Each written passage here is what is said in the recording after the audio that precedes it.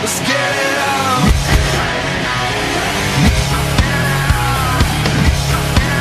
Forget the loss, the money. We're in this together and through it all. They said that nothing's forever, and they refuse to see the change in me. Why won't they wake up?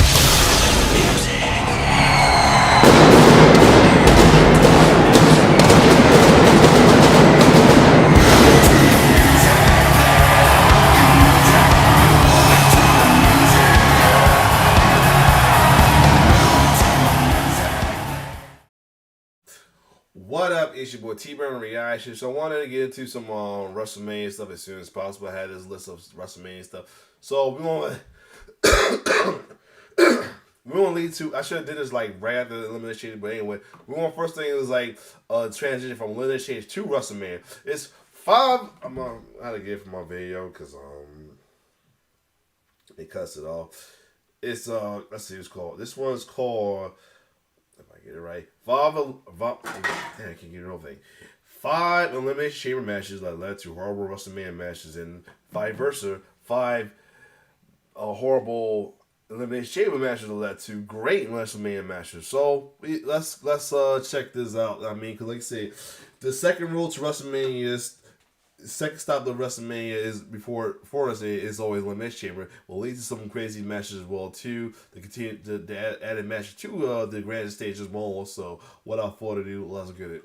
When the road to WrestleMania is 2 months long, the kids ask for a pit stop. It doesn't matter how many times you told Austin Theory not to get the extra large big gulp, he's been asking for a wee since the Royal Rumble. Thankfully, there's a perfectly good Elimination Chamber here with 4 very convenient cubicles. Okay, I don't like where this bit is going, so we're gonna move on. The Elimination Chamber has become the stopgap between the Royal Rumble and WrestleMania, with the show of shows' biggest matches being set up in the box of boxes. The ideal scenario would see both the Chamber match and its Mania counterpart reach the highest level of quality possible. But more often than not, one component of that equation doesn't fulfill their end of things. I'm Tempest, hailing from Parts Unknown, and these are 5 great Elimination Chamber matches that led to horrible WrestleMania matches, and vice versa. Hey, Luke. Okay, it's an ad. Alright, let's get to it. Alright. Number 5 worst chamber match that led to a good WrestleMania match. CM Punk wins, faces Chris Jericho. The first bad chamber match that produced a good WrestleMania match on our list came in 2012, and right off the bat, bad might be a bit of a strong word. The WWE Championship Elimination Chamber match in 2012 suffered from a particularly weak field of main event competitors. Not in terms of the quality of their work, but you look me in the eyes and tell me that one of Dolph Ziggler, Kofi Kingston, The Miz, or R-Truth was going to win the WWE title a month before WrestleMania. CM Punk and Chris Jericho rounded out the field, but Jericho's bizarre elimination, or lack thereof, put the final nail in the coffin of this forgettable chamber match. However, we then close the book on that negative chapter and reopen on WrestleMania 28 and the WWE Championship singles match between Punk and Jericho. If you weren't a fan of the over-the-top drama of The Undertaker vs. Triple H, then this was probably your favorite match of WrestleMania. The action is fun and befitting of the grandest stage of them all, and even though the stuff about Punk's family takes up a bit more focus of the match than it needed to, this is still one of the best nights of CM Punk's 434-day reign as champion. Number 5 best chamber match that led to a bad WrestleMania match. Austin Theory wins, faces John Cena. Back when the United States Championship was the default title up for grabs on Raw, you got matches like this with top guys and up-and-comers alike trying to grab the gold before WrestleMania. While the stakes feel lower because the US They had the World Heavyweight Championship match. title does indeed mean less than the world title, despite what WWE tried to tell us, the match itself was brilliant. Unsurprising, considering the idea behind this match was let the likes of Seth Rollins, Chad Gable, Montez Ford, Johnny Gargano, and Bronson Reed cook on pay-per-view for a half hour, but the downside of the match was that Austin Theory had to win it. Not only because it elongated the dreadful title reign of Theory, but also because it set up his WrestleMania 39 stinker against John Cena. I've spoken about my disdain for this match before, but I genuinely don't think you could have booked a lamer start to WrestleMania if you tried. Between the basic heel finish and the sad truth that John Cena is several years past his prime, this match did nothing to make Theory's character or his title win palatable. Number 4 worst chamber that led to a good WrestleMania match? Randy Orton wins, faces Daniel Bryan and Batista. What you will notice about many of the worst Elimination Chamber matches on this list is that they don't even get that bad half of the time, but rather, with the matches taking place so close to WrestleMania, more often than not the world title scene is pretty crystal clear, resulting in a a particularly unstimulating experience. In the case of the Lone Chamber match in 2014, we simply knew that Randy Orton was not about to lose the title, and after 6 months of the Authority trying to keep Daniel Bryan away from their precious cummerbund, seeing it again just wasn't interesting enough to warrant this chamber match. The work from the likes of Christian, Cesaro, Sheamus, and Bryan was very good in this match, but it lacked any of the urgency that would have gotten fans invested. I feel like this was less WWE's fault, and they clearly learned from this a bit, as the chamber was removed from the Road to WrestleMania itinerary for 3 years after this. But the positive side of this forgettable match was one of the greatest WrestleMania main events of all time. WWE may have been dragged kicking and screaming to that main event, but that will never change how great it was. Orton's win in the chamber set him up to face off against Rumble winner Batista and ultimately Daniel Bryan, who would cap off his story in the way he couldn't inside the Elimination Chamber. Number 4 best chamber that led to a bad WrestleMania match? John Cena wins, faces The Miz. It may not have been the best Elimination Chamber on that night, but John Cena's win in 2011 was still the conclusion to a very good match. The match that came just weeks later at WrestleMania 27? Not so much. The 2011 Raw Chamber had the highlights of John Morrison at his very best, dropping from the top of the cage to eliminate Sheamus, CM Punk looking like Wolverine stabbed him in the ass after taking an AA on the grated floor, or Punk somehow getting half his body stuck in his pod. It is a fun little match, but unfortunately John Cena did win it, and we all know what happened next. We know what happened because 13 years later, The Miz will not shut the f*** up about having one of the worst WrestleMania main events of all time. Even on paper, I don't know who thought The Miz versus John Cena would be suitable for the Bash in 2009, let alone the main event of WrestleMania. But this match was so much worse than even the lowest of expectations. They had lots of time cut, their chemistry was non-existent, there was constant interference from Alex Riley, then a double countout finish, an email, a concussion, and The Rock costing Cena the match. Honestly, I think this match makes me like that chamber match a lot less. Number 3 worst chamber that leads to a good WrestleMania match? John Cena wins, WrestleMania 22 ensues. Before the days of the chamber standing in the way of WrestleMania, the chamber started WWE's calendar year with Satan's structure main eventing New Year's Revolution in 2005 and 2006. I personally loved the 2005 chamber match, but the 2006 match, again, this one isn't a horrible match, but in a match with Kurt Angle and Shawn Michaels, Carlito and Chris Masters were the two featured challengers, and that just wasn't cool. What was cool, however, was what followed, as this chamber was merely prelude for the first ever Money in the Bank cash-in. Edge wins the title for the first time, boinks lead on TV, a tale as old as time. Perhaps more indirectly than some of these entries, this subpar chamber set a lot of matches in motion for WrestleMania 22, which is honestly one of the more quietly excellent Manias out there. Cena's chamber win set him up to eventually defend his ugly-ass belt against Triple H in a solid main event, but more importantly, the chamber set up Edge to have his Mania-stealing match with Mick Foley. Number 3 best chamber that led to a bad WrestleMania match? Edge wins, faces John Cena and Big Show. No Way Out 2009 is a fantastic show. It may be a 2-match show, but they were 2 fantastic matches. WrestleMania 25 was a bad show, highlighted by its dreadfully boring world title matches.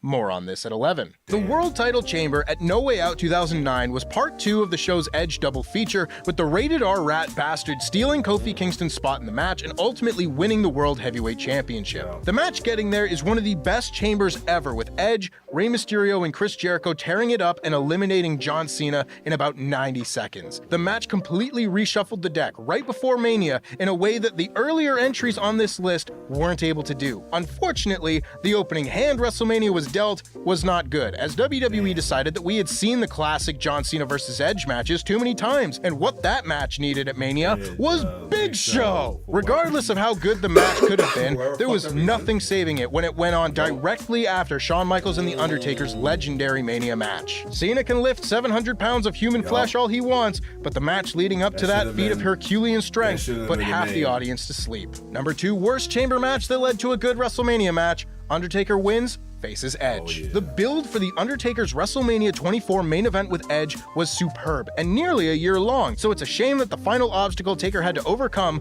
was so underwhelming. The positive of the 2008 SmackDown Elimination Chamber match was that Taker and Batista were able to continue their year-long rivalry, entering as the first 2 and lasting until the end. But unfortunately, the rest of the match was comprised of what happens when the big and tall section of a clothing store gains sentience and mid-Carter's Finlay and MVP. I love Finlay and MVP, but come on now, we've both know they weren't winning. Once Taker had earned his shot by winning a mostly boring chamber match, what stood before him was his chance to finally have a good WrestleMania main event. Because you may not remember now, but back then the Undertaker's WrestleMania main event resume consisted entirely of Sid and his loaded pants. Shockingly, his match with Edge was a massive improvement. It may have gotten lost in the shuffle of the ensuing Taker WrestleMania matches with Shawn, Trips, and Punk, but at the time, there was a strong case to be made that this was Undertaker's best Mania match.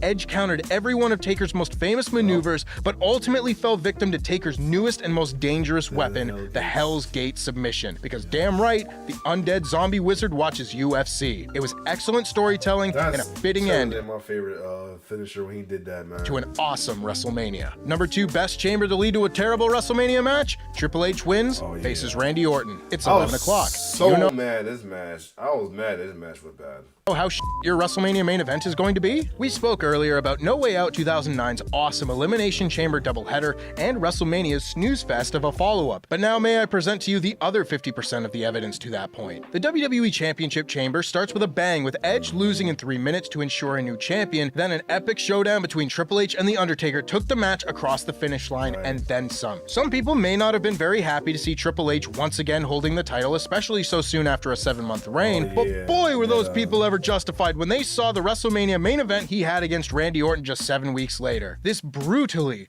painfully boring and unsatisfying match closed WrestleMania, leaving the fans with the lasting emotion of, that's it? I truly believe that if Taker and Shawn hadn't just had the match of the year, the Cena-Edge Big Show triple threat had a chance to be good. This match had no such chance. It doesn't matter what state the crowd was going to be in at the start, no one was going to like this match. Number 1 worst chamber that led to a good WrestleMania match? Bianca Belair wins, faces Becky Lynch. Maybe it was simply because everyone wanted to get out of Saudi Arabia as fast as possible, but the 2 Elimination Chamber matches at Elimination Chamber 2022 were by far the shortest and most rushed matches in the stipulation's history. Instead of the regularly paced 4-minute intervals in chamber matches, 2022's matches had just 90 seconds between entries, leading to Bianca Belair's chamber win taking about 15 minutes. It wasn't the best night for the chamber, made all the worse by such nonsense as Alexa Bliss's swing, but ultimately none of that mattered because we finally got the conclusion of Bianca Belair's journey back to Becky Lynch at WrestleMania 38. At the time, this was by far the best women's match in WrestleMania history. Complete with a superstar entrance,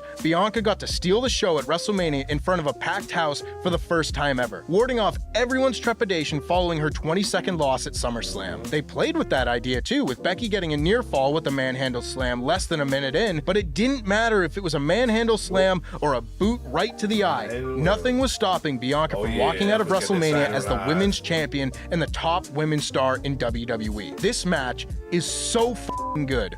Do yourself a favor and go watch it again. And number 1 best chamber match to lead to a terrible WrestleMania match, Bray Wyatt wins, faces Randy Orton. There has never, ever been a bigger discrepancy between a fantastic Elimination Chamber match and its horrible WrestleMania follow-up. I'm letting it pass not because he passed, but you know, before I was like, because he was the heel, but at the time, but yeah. Than what SmackDown received in 2017. After the Intercontinental Chamber match forced the stipulation into a hiatus, we needed something amazing to wash that putrid taste from our mouths. Bray Wyatt winning his only WWE Championship was special. Even if it was very much telegraphed by Randy Orton's Royal Rumble win, Bray winning was still a new face on top, and he won it in the best match possible. Having AJ Styles at the height of his WWE powers in the match will do that for you. But then WrestleMania came around, and Randy Orton and Bray Wyatt had a boring bad match, and that was before the bug stuff started. It has been laughed into the WrestleCrap history books,